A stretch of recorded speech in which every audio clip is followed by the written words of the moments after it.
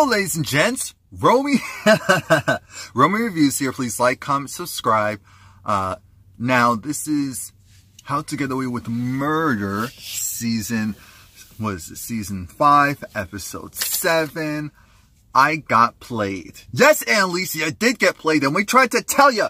We're like, for someone who's so smart, why would you go and do something so foolish? Anyway, the episode starts off with Nate Sr., so he is dead. That's important for all of us to know. Nate Sr. is dead, and now the case is open for deliberation. Well, that's what should be happening, but we have this woman who is, I think she's a medical, coroner for this case. And based on the information that she's received, that there were 2 prison guards that were transporting Nate Sr. And the female prison guard wanted to take away his pencil that he was using to write this letter. And apparently he got so irate that he stabbed her with the pencil in the thigh. And that's what caused the male guard to go and shoot him point blank in the head. And I'm thinking, what type of mess is this? There's no cameras, and there's no one else to go and verify if this is true or not. So it's just their word against a dead man's word. See how all this is going? Okay, yeah. While that's going on, hold on. Yeah, I'm just trying to play around with the lighting, see what works better. I think this works better. Anyway. So everyone's pissed because now the case, it's done. It's supposedly done because they figured it out. They've solved it. Annalise and Nate are looking like, what? Are you kidding me? Now, backing up a little bit, Annalise was asleep. She was asleep. And so Bonnie sent her message, and it's a good thing that Annalise, just looked at her phone again after ignoring Bonnie, because that's when she realized, oh, I'm going to be late for this whole procedure to basically go and hear that they think Nate Sr. did it, and there's no other way around it. Annalise is talking to Nate, saying, we're going to figure this out. We're going to fight the power. Annalise then goes and talks to the governor to see, I'm still working with her, so maybe she can go and help, or she better go and help. We already know how this goes. Annalise goes to talk to the governor. The governor is busy. Remember, the governor made time for Annalise when Annalise was playing hardball. But now that that's not the case anymore, now the governor has a couple of minutes. She can carve out a minute or two to speak to Annalise. And Annalise says, I need your assistance. We need to do this. The head person for the fund is killed, and so now we need to get justice for him. This is clearly a cover-up. This is what happens to a lot of black men. It's a situation of a black man did something to a black woman, and, everyone just goes along with it as if it's just the truth and as if it's gospel. The governor says she will look into things, but Annalise, everything is not conspiracy theory, which is just confirmation for us that we cannot trust her. We cannot trust her. And the students actually show up to class, even though a month or so has gone by. And Annalise has been canceling class left and right. She canceled class again because she has too much going on, which gives Connor and Oliver time to go to church. Now, the reason why they went to church is because they need the venue. Connor's over it, and it's very clear during... because if a lot of people aren't aware, when you want to go and get married, especially go and get married in the church, you have to get approval for it. And the approval process is they need to see, okay, why are you really here? Especially if you're not, a part of this church, if you don't, normally go to church, if you're not this or that, why are you here at our church? And eventually, after she goes and asks questions, because Oliver was technically saying all the right things, Connor was saying the truth, though. And Connor said, I'm here because his mother wants to get married in the church, so that's what we're doing. And she said, oh, so why are you doing that? He said, because he loves Oliver. And so then she said, you know what? I will be happy to wed the 2 of you. And that's a good example of how the truth will set you free. You just have to be around someone who's open to hearing the truth. Now, Annalise calls Tegan, so Tegan comes to Annalise's car, and Annalise needs Tegan's help. She wants her to go and find information on Emmett so that the stuff that he did in London with the compliance issues, so that she can go and, in turn, use it against him to get her job back because she feels like the governor is the one that killed Nate Sr. The governor played her. The governor's not going to give her funding for her legal defense fund and also for her kids to go and help out. The governor's not going to do any of that. Tegan said, first off, do you have proof that the governor is not actually going to keep her word? No. So then you need to calm down, not use blackmail as your way in, and relax.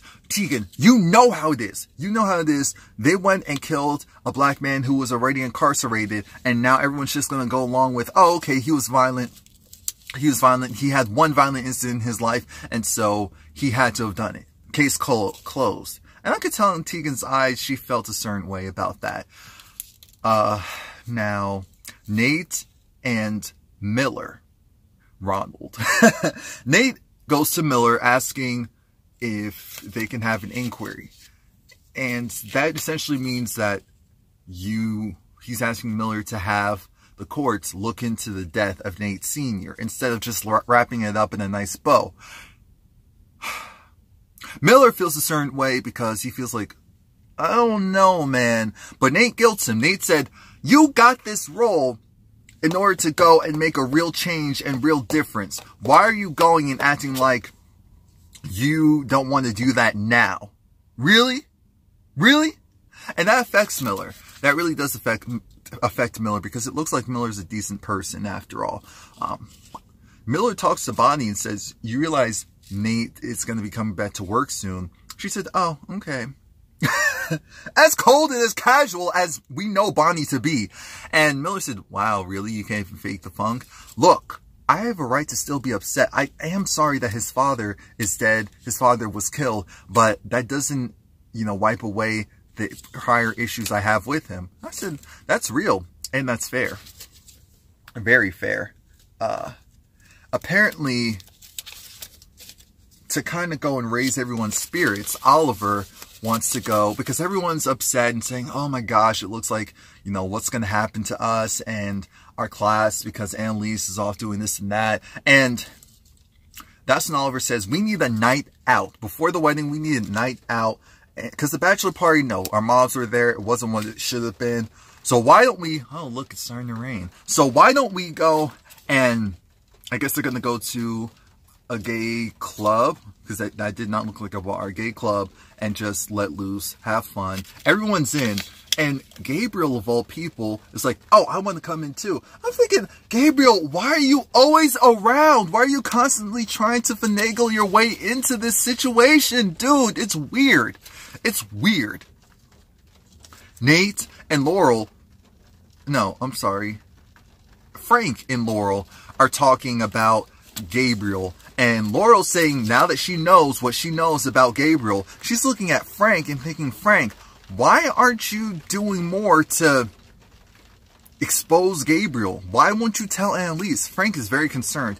He's not sure if Annalise can handle all of that right now, so he's just telling Laurel, relax. I will do it in my time, in my space, in my when I feel like it's appropriate. We'll see about that. Tegan goes and talks to Emmett, and it's about Annalise.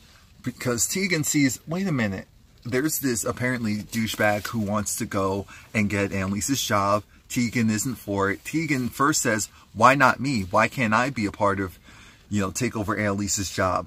And I do great work. He says, yes, you do great work, but the board hasn't forgiven you because of the Antares stuff. She said, that is not my fault. The board needs someone to blame, and it's going to be you. Just like how the board needs someone to blame with me in London, and that's why I'm here doing all of this. See how all that works? I said, oh. I said, oh, Tegan's definitely not going to have your back now. You don't even know what you just did. Laurel, Gabriel, and Michaela. It was, again, another weird moment, because we can see now that Gabriel's interest really lies with Michaela and not Laurel. And Laurel is starting to see something is off. No, she knows the issues with him. And she just feels like, dude, you need to back up. You need to back away. Why are you trying to go to this wedding? You don't even have an invite. Forget him right now. what the other reason why they're there is they had to come up with a plan. Annalise needs them to go and devise a way to see if the inquest is granted.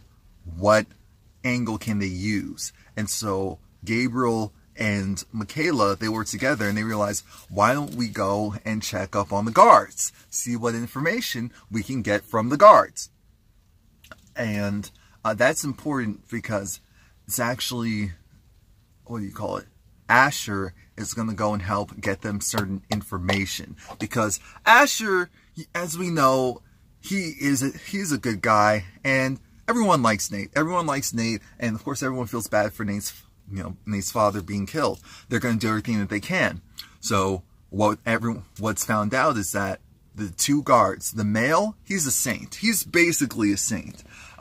The female guard, she has anger issues, and she actually beat her husband's buttocks, whooped him, went to the emergency room, and it was so bad that when they were going and jotting down, they knew it was domestic dispute, because domestic violence in the domestic dispute, because he actually had ring marks. So she was punching him out with her left hand, and they can also prove that prison guards, or guards in the correctional facilities do have a past history. Now talking about past history, remember they're using that against Nate Sr., but now they're going to use that angle against the prison guards about how they have a past history of violence. And that information is eventually given to Miller, because Annalise wants to work with Miller, and Annalise is saying, look, this is what you need to do,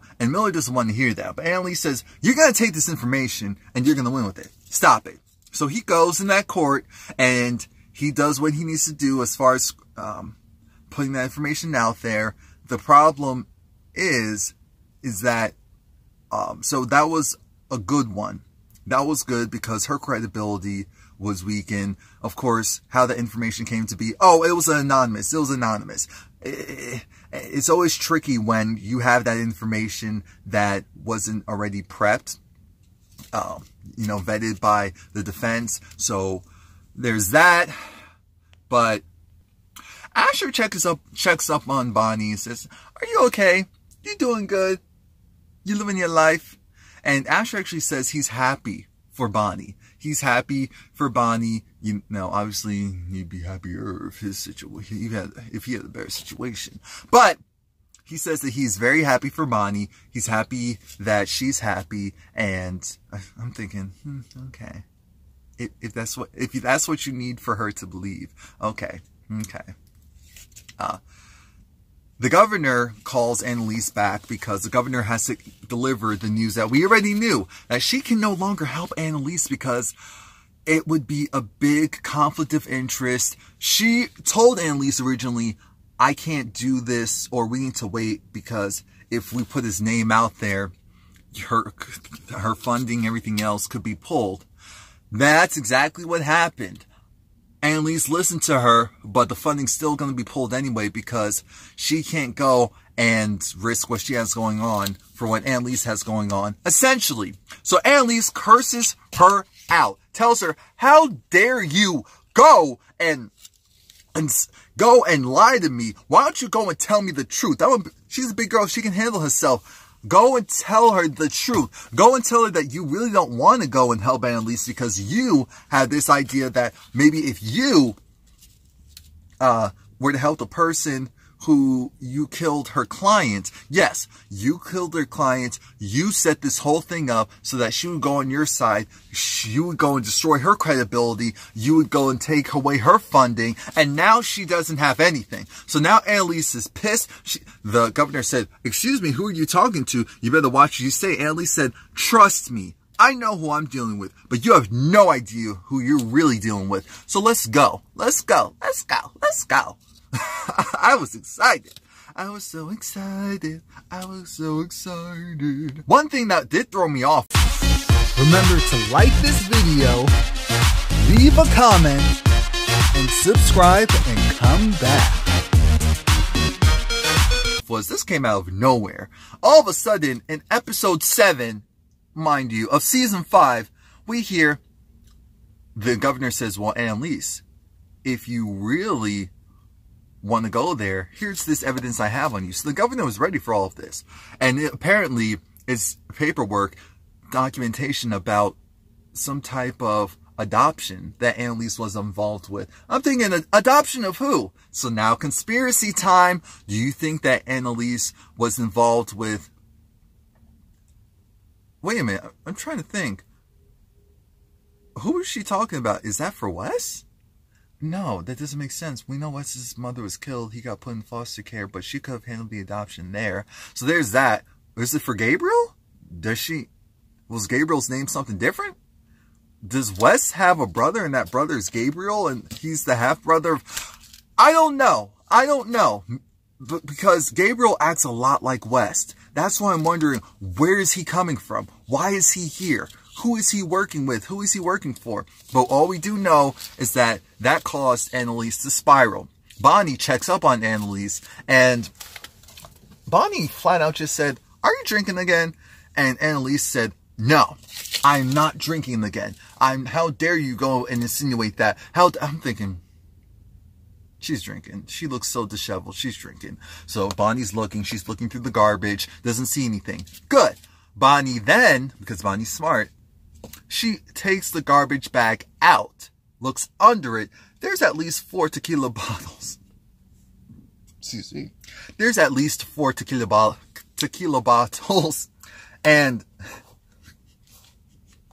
Annalise couldn't say a dang thing. Except for Bonnie. She knows about the adoption. I'm thinking, what does this mean? Adoption of who?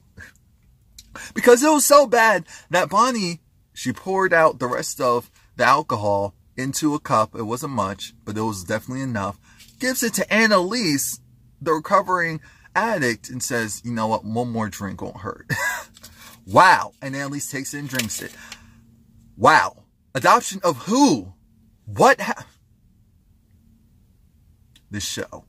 Now, Annalise was also talking to Miller previously and saying, you need to put me on the stand. And, you know, if someone has Jordan, no one would keep Jordan on the bleachers, keep him in the seats on the stand, put him out there on the court. Miller said, no, I'm not one of your kids. That won't work on me. But you know what will? Bonnie going and coercing Miller to go and do the same thing. So now Annalise has multiple talking points and she breaks one of the cardinal rules. You can't address the jury directly. But that's what Annalise does in her entire speech. Annalise talks about how, you know, this is a prime example of, you know, a black man's word versus a white woman's word. And, you know, the white woman is, you know, endangered. And so the black man gets shot and killed. Look at Emmett Till. Look, I mean, really, you only need to start and end right there because,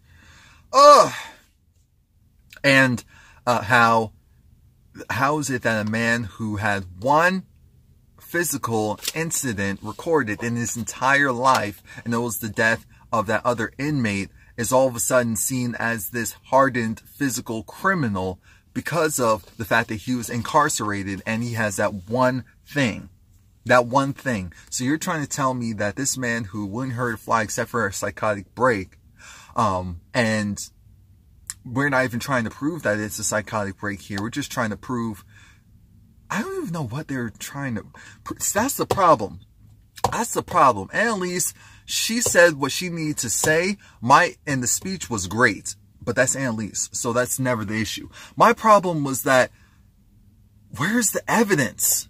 And I love them. I love Nate. I love Annalise. But where is the evidence? They lost because they just didn't have the evidence to back up their words. And this is a relatively diverse jury. But the evidence, enough. But the evidence, they just didn't have the evidence. That's the problem. That's the problem. That's the problem. For me, I would say, okay, let's go for reasonable doubt. But clearly that jury wasn't going to do that. Gabriel is being a stalker and looking at Michaela, and Frank is trying to say, because of course Frank is looking at him do that, Frank is, the entire episode, is trying to keep Laurel calm and saying, look, we just need to ignore it. We just need to ignore it. It's okay. It's okay. I'm going to fast forward a little bit and talk about Bonnie eventually sees that, wait a minute, why are you guys watching Gabriel? What's going on here? And because Laurel said, you need to tell Annalise about Gabriel. Tell Annalise what about Gabriel? I said, Bonnie, you're not going to like this either. Let's see, what else? Asher. Annalise, let's go to the club. So everyone goes to the club, and this is when Asher lets them know, hey guys, unfortunately, Annalise isn't working for the governor. So that funding that you thought she would have for her legal defense fund is non-existent. And I felt so bad for them because they just had that look of the win was not that of them. When are they gonna get a win? When will they ever get a real win? That's the true question here. I don't know. But they're gonna have fun. And that speech was real when Oliver said, look, we're out. We're at this club. We're going to have fun. This world sucks. It has horrible. It's filled with crappy people and crappy situations and racism and bigotry and foolery and homophobia and all that stuff. But let's forget about all that for a moment. Cheers to a less sucky world. Worst speech ever, but so true. So accurate. And now, once that's done, they go. We don't see them party. What we do see is Oliver and Connor. They're talking about, hey, you know, all you had to do was send me to essentially like a go-go club. We're having fun. Oh, we're gonna make a great married couple. They start kissing, and some guy who's walking sees it, and he kind of murmurs, but he says it loud enough, definitely for them to hear it. And I don't know what he said. He said maybe something like queers or something like that. And that's what caused Connor to go off. Connor's like, excuse me? What was that? And the guy was like, you heard me. I said what I said. I said, uh-oh. And he goes and kind of bulks up as if, you really want to do this? And Connor and him start fighting. And the guy's initially winning, because the guy can hit harder. I already knew that. Initially. But then they get on the ground, and Oliver's like, stop, I'm calling the cops. Stop, what are you doing? Stop. I said, Oliver, shut up. Shut up, let this happen. But then things took a turn, and I guess the rage that Connor has built up has helped, because that's what you have to worry about. If someone's on drugs, if someone's more upset, they could definitely get the upper hand in the fight. And that's what happened, because Connor got on top of the dude and started wailing on him. I was like, Connor, chill out. But now we know how Connor got bruised up right before the wedding. Okay. Let's see. Connor and Oliver, they kind of joke about how, you know, thank you for defending my honor. I expect that. And it was like, oh, it was kind of, ooh, when you were being, I said, oh my gosh, you two are happy. You two will make a couple. Who cares? Moving on. Because both of them annoy me at times. Connor, I can deal with him at times. Oliver, I can deal with him at times. Together, they get on my nerves. They get on my nerves. Let's see. But now we see this weird moment of Michaela and Asher. They're spooning, and Michaela is a big spoon. I said, oh, Asher, you gained a little bit of weight. I just noticed it when it was clear in that bed. I said, oh, okay. But poor Asher, he is so lonely. You can tell he is so lonely, but so is Michaela. That's why they were actually perfect for each other. And so Asher's like, don't leave until I go to sleep. I said, this codependency is so sad. That's what it is. The codependency is so sad. So she goes and leaves. And then she knocks on Gabriel's door. And she, I think, thanks him for kind of having her back with that case. Gabriel invited her in. He was like, come in. And he showed her the picture of them in the court together. It was like, oh, we look good together. I'm thinking, you're really shooting your shot, Michaela, right now with Asher right there. That's why Gabriel's trash. That's why he's trash. Asher is awake. He is awake. And he goes and eavesdrops because they live right next to each other and the walls are thin. And he hears everything. He hears Gabriel talk about how he really likes Michaela. And Michaela's like, no, because Gabriel didn't have a shirt on. So Michaela was ready. Michaela said, oh, she's abstinent. She's not supposed to be doing this or that. And she was like, we're classmates. No, I'm not. And then she said, screw it. And they start kissing and they start making out. And of course, Frank is looking at this. Laurel's looking at this through the webcam like, we need to tell Annalise now. What are you doing, Frank? This is a problem. I told you that this was going to happen. Asher's crushed because he's hearing this, and now it makes sense why Asher wanted to go and just get affection from someone. Oof. Nate and Annalise. So Annalise felt a certain way due to Nate having to, they lost the case. She felt bad. She said, I know you hate me. And Nate wasn't saying anything. And Annalise said, don't worry, you know, I'm going to fight this. I'm not asking you help. I'm going to fight this. I'm going to get justice for your father, for you. And Nate said, no, you're not. I said, oh. But then he said, because I'm fighting with you.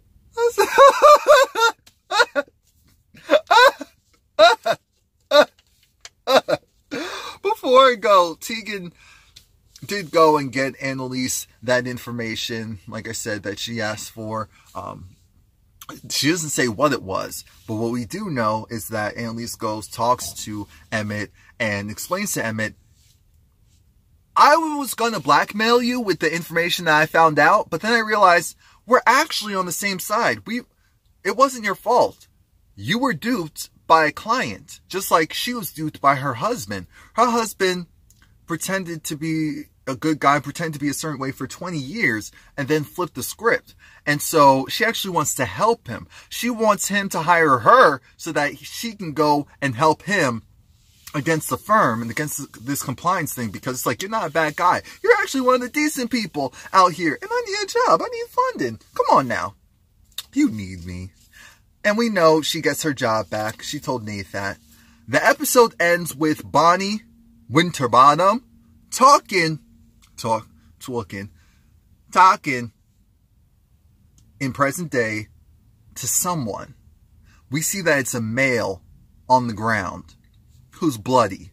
I'm thinking, is that Nate? Because it was a relatively large person. I don't know if he was as tall as Nate, but it was definitely a male and it was relatively large. I'm thinking, wait, why are they showing us that much of that person? I'm thinking, is this going to be one of those things where it's actually someone who we thought was alive because time frame wise, it doesn't all add up? I don't know, but she was talking to someone else saying, you can do this. You can do this now. Just go. I'm thinking, what? Take the car, take him, and go. So who is it? Was it Gabriel?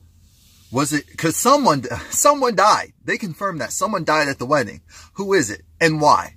Well, maybe we won't get the true explanation for why, because it's only halfway through the season. But please like, comment, subscribe. Oh yeah, and watch also each week. I've been doing a who's dead and who did it type of thing. So watch that as well.